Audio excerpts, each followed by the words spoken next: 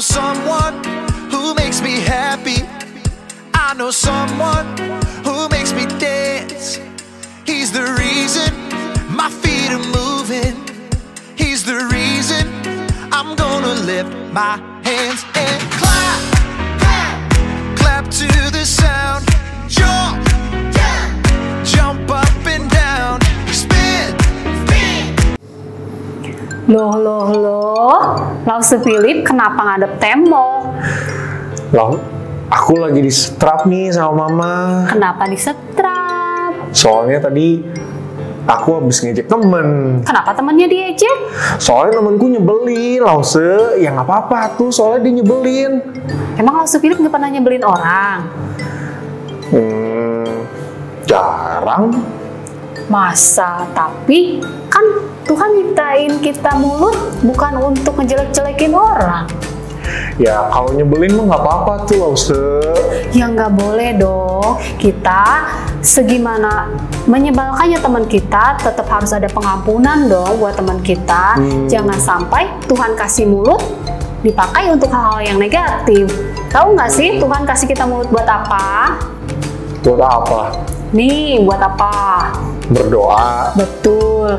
Lalu untuk Memuji Tuhan. iya, Tuhan pakai seluruh yang ada di tubuh kita itu kita mau pakai untuk memuliakan Tuhan. Nanti Tuhan sedih loh melihat ciptaannya dipakai untuk hal-hal yang jelek. Iya.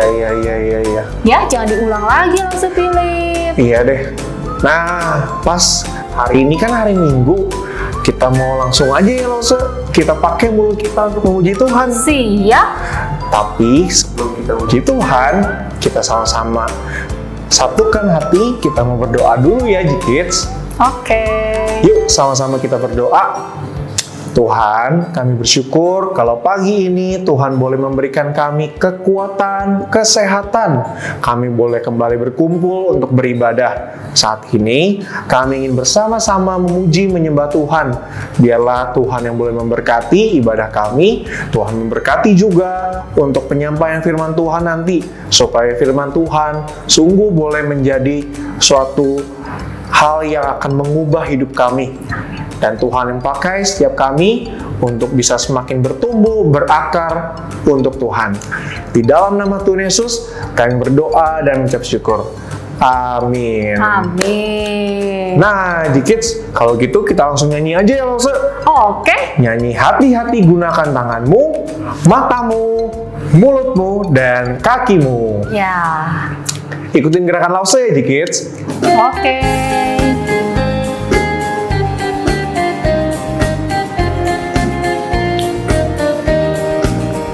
Hati-hati gunakan tanganmu. Hati-hati gunakan tanganmu. Karena Bapa di surga melihat ke bawah. Hati-hati gunakan tanganmu.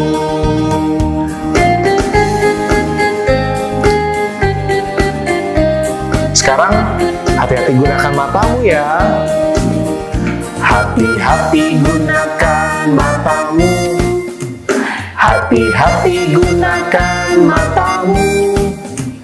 Karena Bapa di surga melihat ke bawah. Hati-hati gunakan matamu.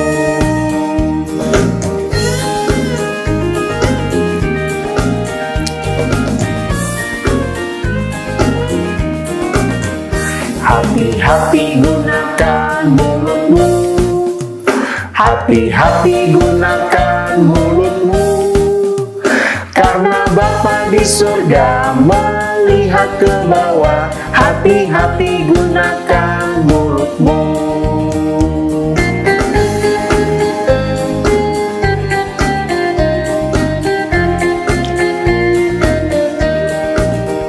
Hati-hati gunakan kakimu. Hati-hati gunakan kakimu. Karena Bapa di surga melihat ke bawah. Hati-hati gunakan kakimu.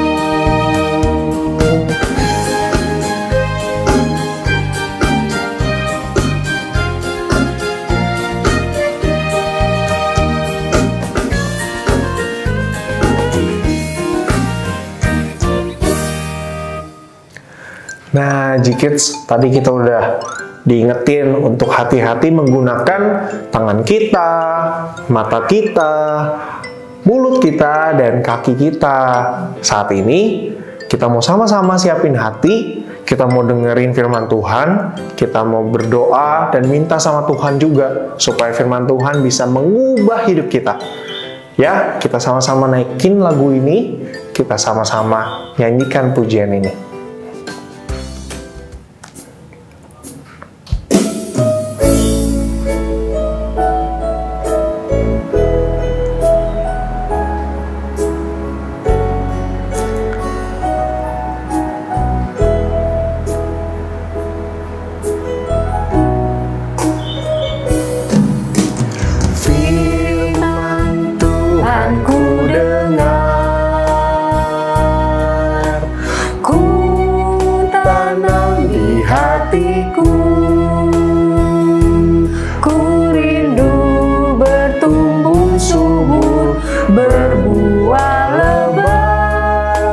Yesus tolong padaku.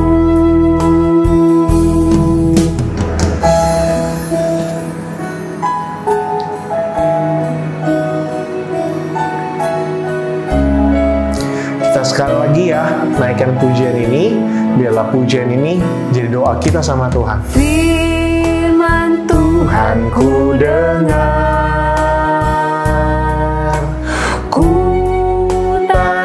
di hatiku,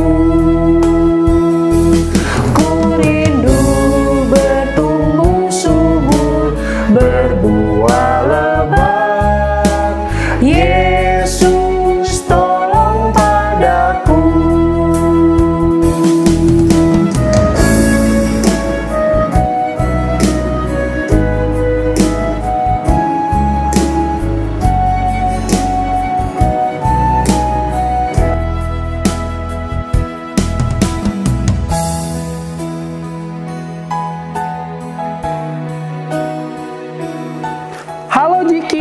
Apa kabarnya nih? Lause harap G-Kids semua yang ada di rumah dalam kondisi sehat dan baik. Nah, G-Kids, karena hingga saat ini kita masih ada di tengah pandemi virus COVID-19, Lause mau ngingetin lagi G-Kids nih. Selain sekolah minggu kita secara online, G-Kids juga harus tetap melakukan 5M. Apa aja G-Kids?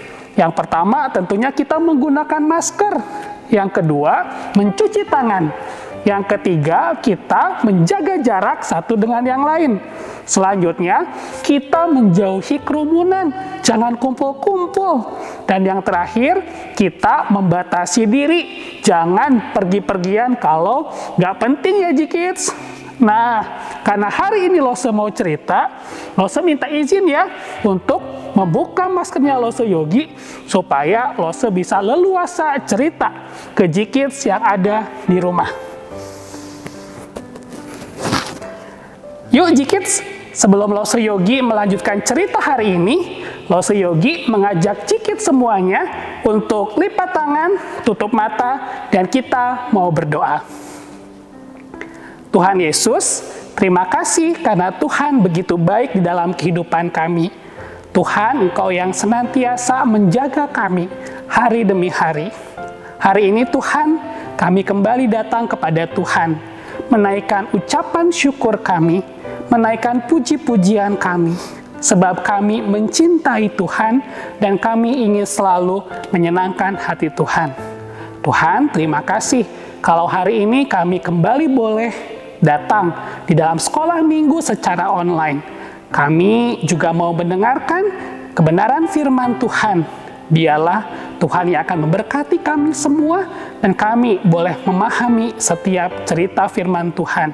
Kami serahkan waktu ke depan hanya ke dalam tangan-Mu. Dalam nama Tuhan Yesus Kristus kami telah berdoa. Amin. Kids, sekarang kan kita ada di zamannya orang senang menggunakan media sosial. Bener nggak G-Kids?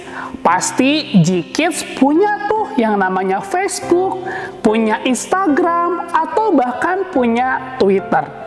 Tapi kalau Jikids perhatiin, nih sekarang ada satu platform sosial media yang lagi naik daun.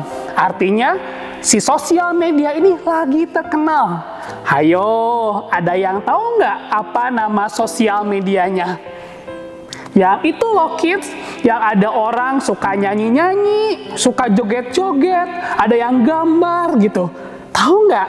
Atau di sosial media itu juga ada orang yang suka bikin kayak drama singkat gitu loh kids. Nah, Losu Yogi yakin Jikids tahu apa nama sosial medianya. Ada yang tahu? Bener, namanya TikTok. Sampai saat ini kids, TikTok menjadi salah satu platform sosial media yang digemari oleh banyak orang. Kenapa? Karena melalui sosial media itu orang bisa berekspresi. Ada yang bernyanyi tadi ya, ada yang menari, ada yang menunjukkan bakat mereka untuk menunjukkan hasil karya gambarnya atau hasil karya yang lainnya. Tetapi Jikids tahu nggak? Ternyata ada orang-orang yang bermasalah dengan hukum gara-gara dia menggunakan TikTok. Sampai-sampai dia harus ditangkap oleh polisi. Wah, ngeri banget ya kids ya. Main TikTok, tapi malah ditangkap oleh polisi. Atau nih ya kids, Losu Yogi juga pernah baca berita tuh di media sosial juga.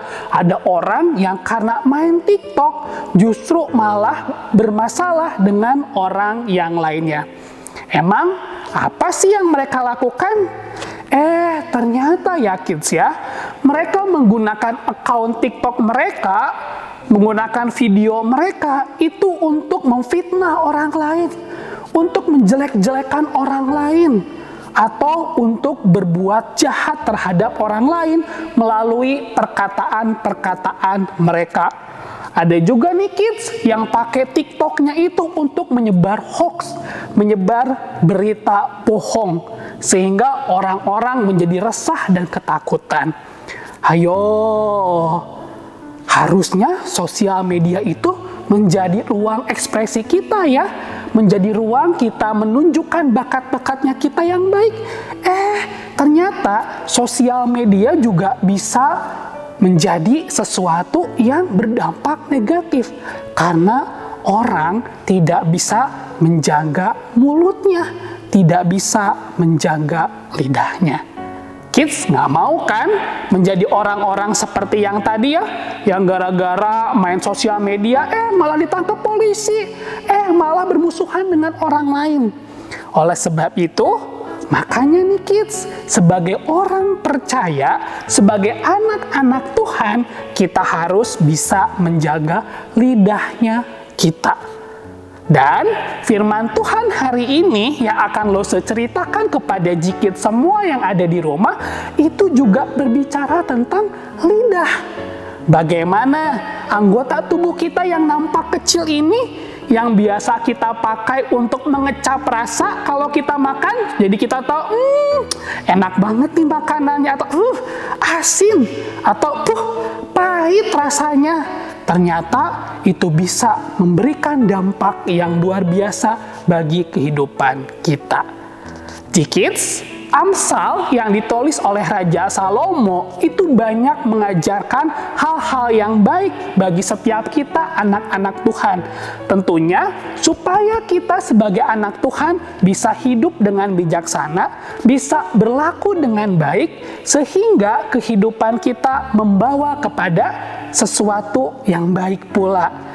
Nah, Losu bacain ya, di dalam Amsal pasal 10, ayatnya yang ke-18 hingga ke-21, Raja Salomo mengingatkan kita bagaimana kita harus menjaga bibir dan lidah kita. Dikatakan begini, ayat yang ke-18, siapa yang menyembunyikan kebencian, dusta bibirnya. Siapa yang mengumpat adalah orang yang bebal. Ayat ke-19, di dalam banyak bicara pasti ada pelanggaran, tetapi siapa yang menahan bibirnya berakal budi. Lidah orang benar seperti perak pilihan, tetapi pikiran orang fasik sedikit nilainya. Bibir orang benar menggembalakan banyak orang, tetapi orang bodoh mati karena akal budi. Kids, di bagian ini Raja Salomo mengingatkan kita bahwa di dalam banyak bicara pasti ada pelanggaran. Maksudnya begini kids, kita kan sehari-hari pasti ngomong kan, kita ngobrol sama teman kita ngobrol sama papi mami kita ngobrol sama orang-orang di sekitar kita. Kids pernah menyadari nggak sih, semakin kita banyak bicara, kadang-kadang tanpa sadar atau mungkin juga disadari, ada kata-kata yang menyakiti orang lain. Ada kata-kata yang tidak memberkati orang lain. Ada kata-kata yang justru malah membuat orang bermusuhan atau membuat orang menjadi benci kepada kita. Nah, oleh sebab itu, Raja Salomo di dalam Amsalnya yang ayatnya yang ke-19 mengingatkan kita, tetapi siapa yang menahan bibirnya berakal budi. Artinya apa sih orang yang bisa menahan bibirnya berakal budi? Maksudnya begini kids, orang yang punya akal budi, yang punya akal pikiran baik, dia tahu kapan dia harus berbicara atau kapan dia harus berdiam diri. Artinya tidak semua hal harus dikomentari kids. Nah, pasti nih kalau G-Kids yang punya account Instagram gitu ya, banyak tuh orang-orang yang berkomentar negatif menggunakan kata-kata kasar gitu ya, kata-kata hal-hal yang tidak perlu, yang justru membuat mereka nampak bodoh. Nah, sebagai orang percaya yang diberikan oleh Tuhan akal budi, kita seharusnya bijaksana ketika kita memberikan pendapat atau melakukan komentar terhadap hal-hal tersebut kids. Kita tahu nih, kalau misalkan waktu kita mau ngomong sesuatu, kita akan berpikir dulu, apakah yang saya katakan ini menjadi berkat? Apakah saya perlu mengatakan hal ini? Atau sebaiknya kita nggak perlu ngomong hal demikian, karena itu justru akan menjadi batu sandungan bagi orang lain dan memperlihatkan bahwa kita bukanlah orang yang berakal. Nah, ayat ke-20 nih kids, di dalam Amsal 10 dikatakan begini, lidah orang benar seperti perak pilihan, tetapi pikiran orang fasik sedikit nilainya. Nah, lidah orang benar kids, lidah orang yang berkata-kata baik, lidah daripada orang yang tadi ya, yang berakal budi, yang tahu kapan saya harus berbicara atau tidak, dikatakan seperti perak pilihan. Jikit kalau tahu ya, perak itu pada masa lalu menjadi barang yang mahal, barang yang berharga, kualitasnya tinggi, sehingga orang-orang yang bisa menjaga lidahnya itu ibarat orang yang berharga, yang nilainya tinggi, karena dia nggak berbicara dengan sembarangan. Tetapi nih kids, dikatakan begini, tetapi pikiran orang fasik sedikit nilainya. Orang yang fasik, orang yang jahat, orang yang gak punya akal budi, nilainya sedikit. Ketahuannya dari mana orang fasik nilainya sedikit? Ketahuan dari kata-katanya. Kalau kata-katanya jahat, kalau kata-katanya kasar, kalau kata-katanya selalu menyakitkan orang lain, artinya orang itu nilainya kecil, orangnya fasik, gak berharga.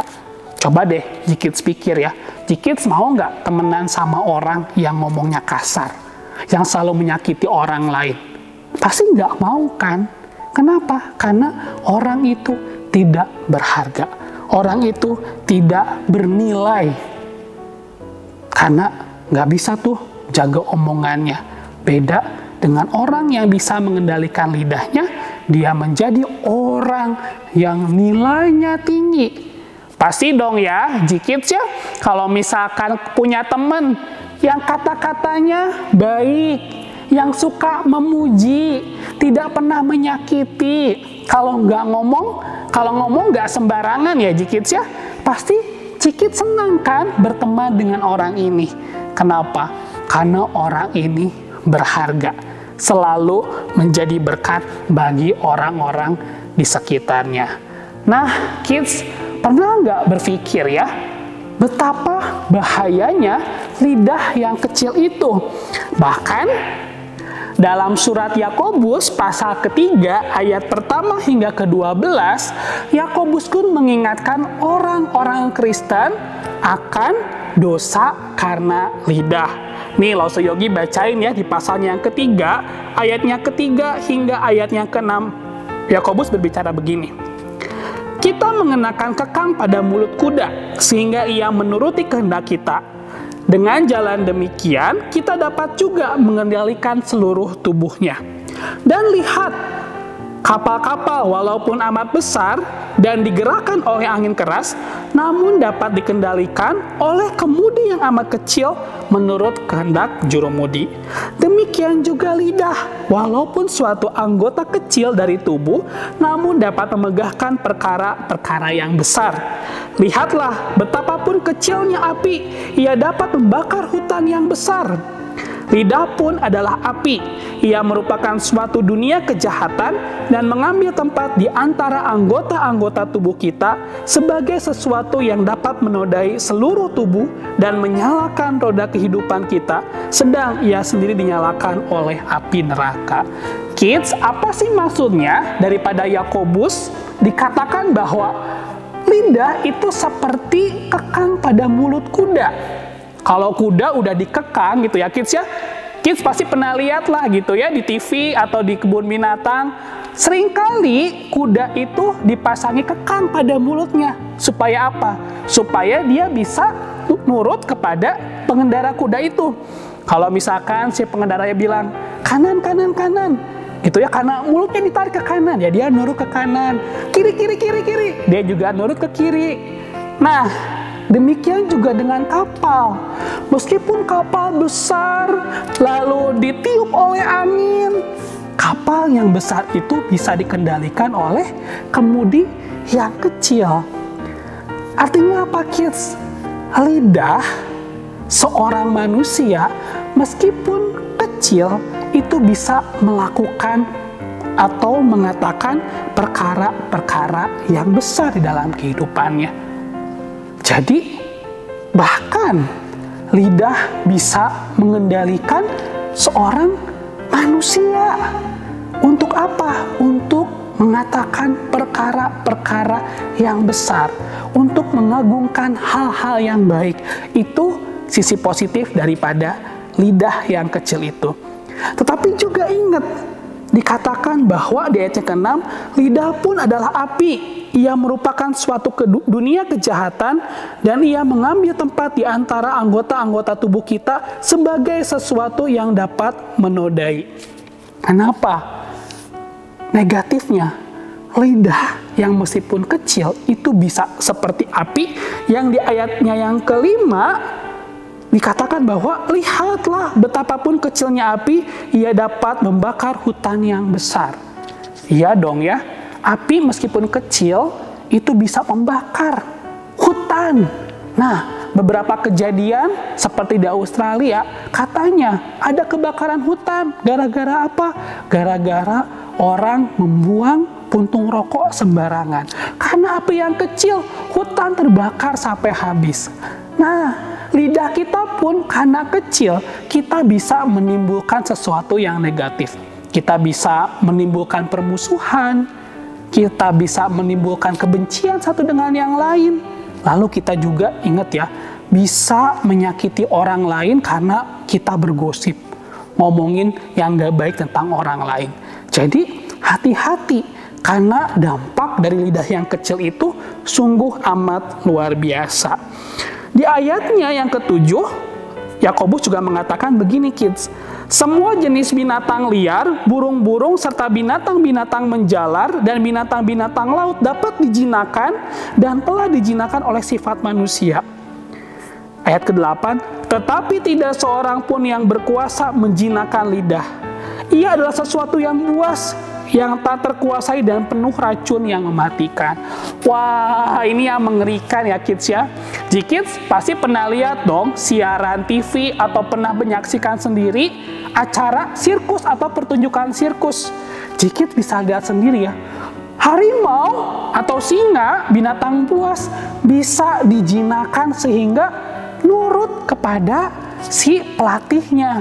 Atau lumba-lumba, binatang di lautan itu juga bisa nurut, bisa dijinakkan. Padahal mereka awalnya adalah binatang-binatang buas. Dan manusia ternyata punya kemampuan untuk menjinakkan binatang-binatang tersebut. Tetapi meskipun manusia bisa menjinakkan binatang buas, kids, manusia itu sulit menjinakkan lidahnya sendiri.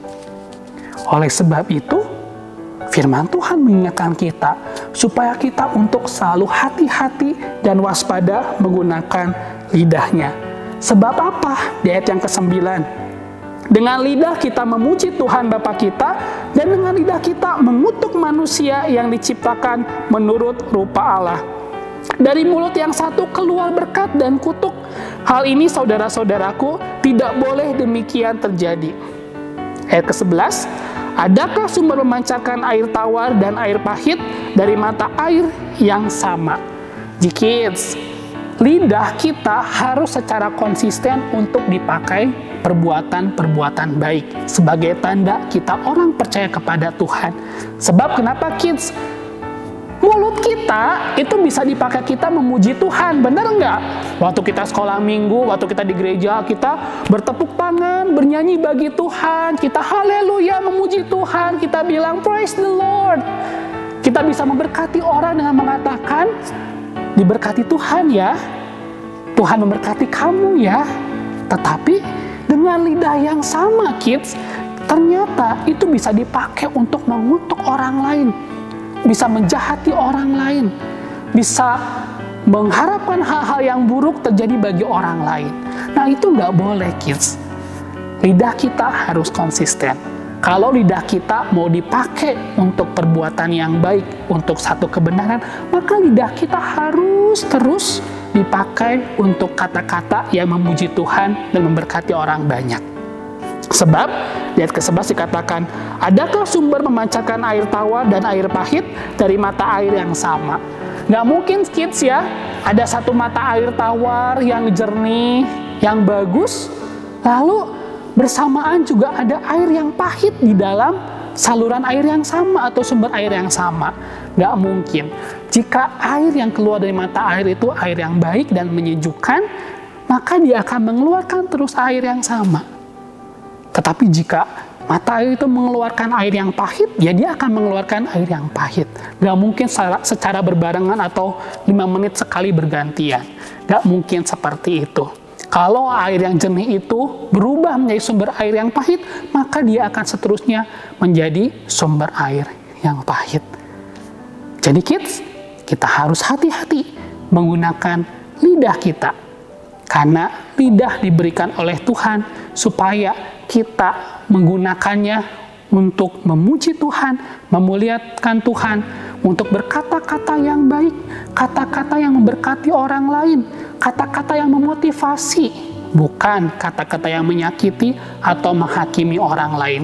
Supaya kita seperti yang dikatakan oleh Amsal, kita orang yang berakal budi, tahu kapan kita harus berbicara atau kita memilih untuk diam. Apalagi di zaman sekarang, kids, begitu banyak media sosial. Kita harus semakin bijak ketika kita berkomentar atau ketika kita posting sesuatu. Oke, kids, ingat, mulai hari ini kita harus menjaga lidah kita. Yuk, kita sama-sama tundukkan kepala, kita berdoa kepada Tuhan.